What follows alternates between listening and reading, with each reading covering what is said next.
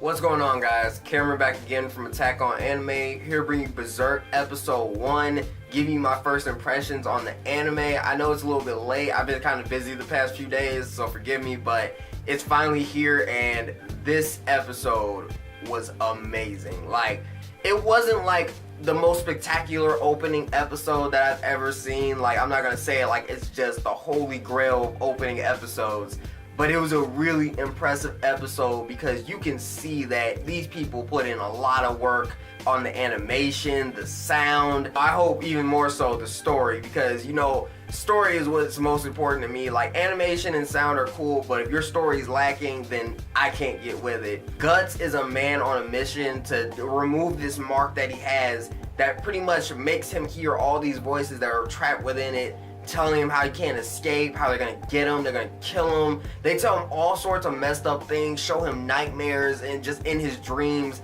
So it's a really messed up story. Like, I love how at the end of the episode, to get the voices to stop, he had to just scream and then shoot into the air. He had to cause such noise just to stop these voices for a little bit, just so he can walk peacefully. And I love how Puck is still choosing to follow him. I feel like Puck is going to be like his tether to reality. He's going to be that voice of reasoning for Guts. Because as Guts is hearing all these messed up thoughts in his head, and all these people hate him, and everybody judges him because of, obviously he looks really intimidating. He looks like a scarred man. Like, he looks like a man that's been like through hell and back, obviously. But Puck is just looking at him like, alright, I'm going to travel with you because you saved me.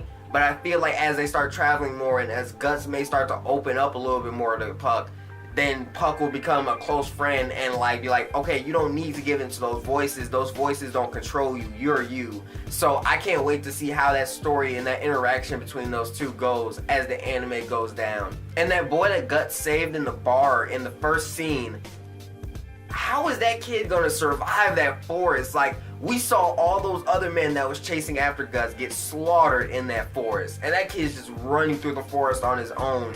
And by the end of the episode, we see that Guts is held up by these knights that obviously have some beef with him.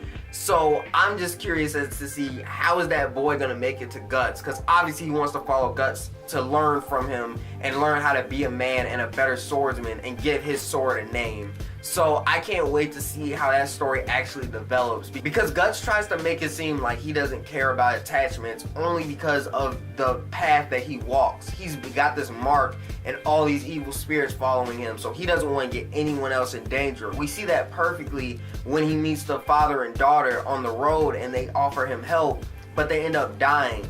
He says they ended up dying because they got involved in things that weren't involving them. Like, they could have just kept walking and they would have been fine. They would have lived to see another day. But because they decided to get involved with Guts, they get killed. So he feels no sympathy for them. But I don't believe Guts when he says that, because when he kills Colette, he flashes back. Even though he's only known her for like an hour, he sees her at her happiest when she was trying to help him, and just her smile gets in his head, and then he pukes.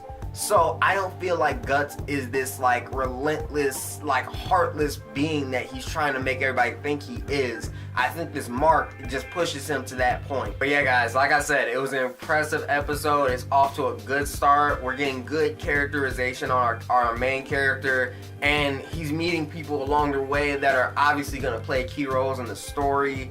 So overall, it was a pretty good episode. I love the animation, the CGI that they use in it. It really works with the animation. I've seen a lot of anime that try to do the CGI thing, and it just kind of like, it kind of looks wrong or just doesn't fit with the anime's style or like its tone. But this one matches perfectly. The lighting in the scene in the forest was perfect.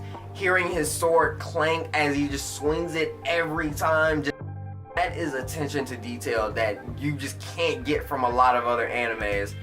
But until next time, guys, don't forget to like, comment, subscribe. I hope you've enjoyed.